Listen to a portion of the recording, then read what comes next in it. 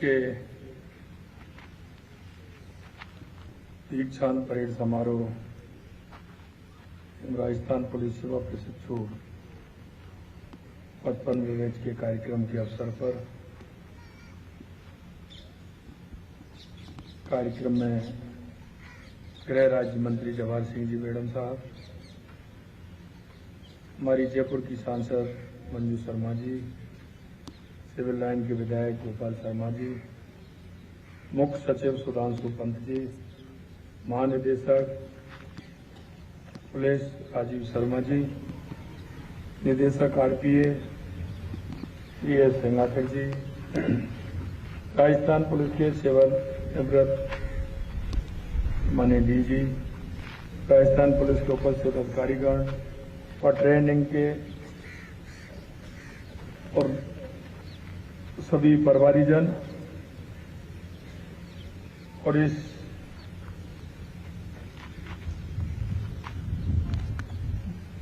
वरिष्ठ पुलिस अधिकारीगण, राजस्थान पुलिस अकादमी के सम्मानित सभी सदस्यगण, मैं सबसे महत्वपूर्ण आज गर्व और से वर्दी धारण कर रहे राजस्थान पुलिस सेवा के 55वें बैच के 76 आरपीएस प्रशिक्षणार्थियों, मैं आप सबका हृदय से अभिनंदन करता हूं। आज का यह दिन न केवल आप सभी के जीवन का बल्कि पूरे राजस्थान प्रदेश का भी गौरवशाली दिन है। इस पावन अवसर पर मैं आप सभी को हृदय से बधाई देता हूं, आप सभी को शुभकामनाएं देता हूं। आपकी मेहनत, आपकी लगन, कड़ी तपस्या का ही परिणाम है आज आप इस मंच पर गर्व से खड़े हैं। इस महान उपलब्धि के लिए न केवल आप बल्कि आपके परिवारीजन, आपके प्रशिक्षक और पूरे राजस्थान पुलिस अकादमी की टीम भी बधाई के पात्र है। आपने जो कड़ा अनुशासन झेला, जो कठिन परिश्रम किया, वह सब आज रंग ला रहा है। ये केवल एक परीक्षा पास करना नहीं था, बल्कि अपने चरित्र को तराशना, अपने व्यक्तित्व को निखारना और एक जिम्मेदार नागरिक बनने की दिशा में एक महत्वपूर्ण कदम है। प्रशिक्षण का असली महत्व केवल कानून की जानकारी प्राप्त करने में नहीं है, इसका सबसे बड़ा योगदान आपसी संवाद, सहयोग और टीम भावना को मजबूत करना होता है। पुलिस का हिस्सा बनने के बाद यही बुनियादी प्रशिक्षण आपके चरित्र और व्यक्तित्व को भी आकार देगा। आपका यह प्रशिक्षण भी आपको वही सब सिखाता है जो एक आदर्श पुलिस अधिकारी के लिए आवश्यक होता है। मुझे बताया गया है कि राजस्थान पुलिस अकादमी में वर्ष 1975 के बाद से प्रशिक्षण हेतु नए भवन का निर्माण नहीं होने से परीक्षार्थी को बढ़ती संख्या एवं विभिन्न अन्य विषय जैसे साइबर अपराध, आर्थिक मामले से संबंधित अपराध इत्यादि के संबंध में प्रशिक्षण की बढ़ती आवश्यकता के कारण अकादमी में बेहतर तकनीकी संसाधन एवं इंफ्रास्ट्रक्चर की आवश्यकता लंबे समय से महसूस की जा रही है। मैं पुलिसकर्मियों हेतु बेहतर प्रशिक्षण सुविधा उपलब्ध कराने के लिए अकादमी के लिए नए प्रशिक्षण भवन बनाने की घोषणा करता हूं। राजस्थान सरकार इस हेतु आवश्यक वित्तीय स्वीकृति जारी कर दी जाएगी। हमारी सरकार महिला सशक्तिकरण को सर्वोच्च प्राथमिकता देती है। राजस्थान पुलिस में महिलाओं की लगातार बढ़ती भागीदारी इसका प्रत्यक्ष प्रमाण है। मुझे अत्यंत गर्व है कि आज के 76 प्रशिक्षु अधिकारियों में से 20 महिला अधिकारी भी शामिल हैं। ये महिला अधिकारी न केवल पुलिस बल का महत्वपूर्ण हिस्सा है, बल्कि समाज की अन्य महिलाओं के लिए प्रेरणा का स्रोत भी है। जब कोई महिला किसी महिला पुलिस अधिकारी को देखती है तो उसे लगता है कि वह अपनी समस्याओं को बेझिझक बता सकती है। आज की दुनिया में अपराध का स्वरूप लगातार बदल रहा है। संगठित अपराध, साइबर अपराध, और डिजिटल युग की नई नई चुनौतियों का आपको सामना करना होगा। इन सब से लड़ने के लिए आपको निरंतर सजग, अपडेट और प्रशिक्षित रहना होगा। आज के समय में तकनीकी कुशलता, साइबर सिक्योरिटी की जानकारी, डिजिटल का स्वरूप लगातार बदल रहा है। संगठित अपराध, साइबर अपराध और डिजिटल युग की नई नई चुनौतियों का आपको सामना करना होगा। इन सब से लड़ने के लिए आपको निरंतर सजग, अपडेट और प्रशिक्षित रहना होगा। आज के समय में तकनीकी कुशलता, साइबर सिक्योरिटी की जानकारी, डिजिटल फॉरेंसिक्स की समझ आपके लिए उतनी ही महत्वपूर्ण है जितनी पारंपरिक पुलिसिंग की जानकारी। जीवन में कुछ अत्यंत महत्वपूर्ण सिद्धांत हैं जो आपको हमेशा याद भी रखने हैं। मैं आपसे कहना चाहता हूं कि आप सभी अपने माता पिता के आशीर्वाद से, ईश्वर की कृपा से और अपनी मेहनत से आपने ये मुकाम हासिल किया है। इस मुकाम को हासिल करने के लिए आपको जीवन में कुछ ना कुछ उतारना होगा। अगर आप उसको उतारेंगे तो निश्चित रूप से आपके जीवन में खुशहाली भी आएगी और एक काम करने का जज्बा भी बनेगा, और जिससे कि समाज के अंदर आप उन बुराइयों को मिटा सकें। सबसे पहली ईमानदारी एक गुण नहीं बल्कि आपका सबसे शक्तिशाली हथियार है।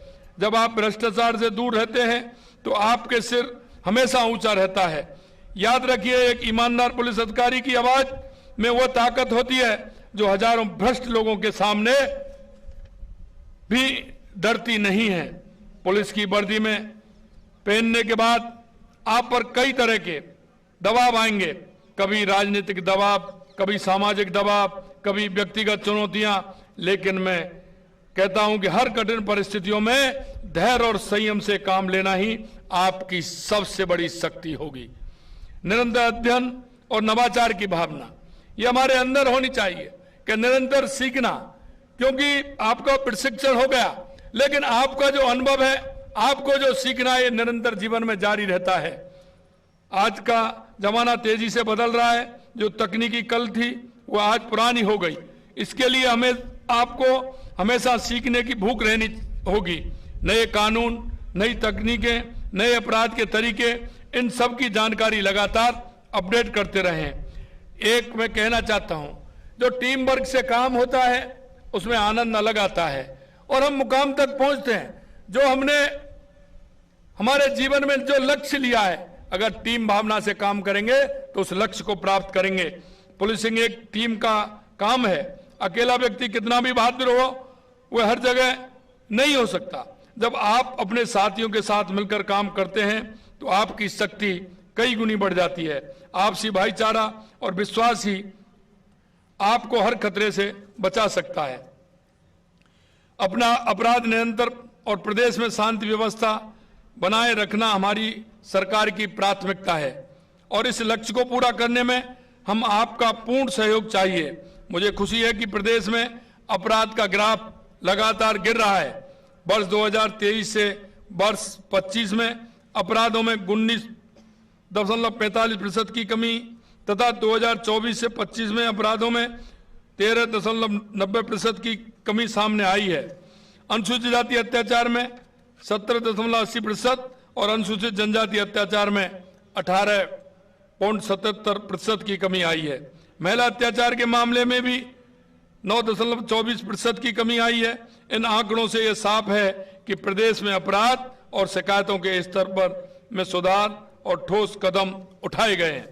आने वाले समय में इस व्यवस्था को और मजबूत बनाना है। आमजन को और अधिक राहत देने की कोशिश की जाएगी। आप सभी के उज्जवल भविष्य की कामना करते हुए मैं आपको पुनः हार्दिक बधाई देता हूं।